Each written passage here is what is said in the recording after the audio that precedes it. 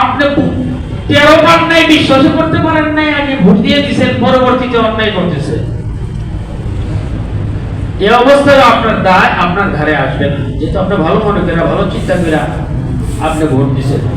কাজে এই ব্যাপারেও আল্লাহ আপনাকে পাকড়াও করবেন না। কিন্তু যাই না শুই না যদি করে, তাহলে কিন্তু আল্লাহ দরবারে আপনি ধরা খাবো। আল্লাহ আমাদের হেফাজত করুন, সবাই বলুন আমিন। সর্বশেষ প্রশ্ন, ওই যে সারা বাংলাদেশ মিলে 1000 প্রার্থীর মধ্যে একটাও তো ভালো দেখি না, ভালো মন্দ সব কিছু মিলাই আছে, একজনের ব্যাপারেও স্যাটিসফাইড নন আপনি, নিশ্চিত নন আপনি। এখন কি করবেন?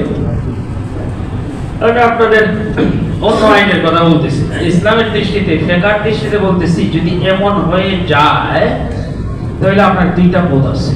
আপনার জন্য জায়েজ আছে ভোটদান থেকে বিরত থাকা, আপনার জন্য জায়েজ আছে ভোটদান থেকে বিরত থাকা, কিন্তু একটা বিকল্প আছে।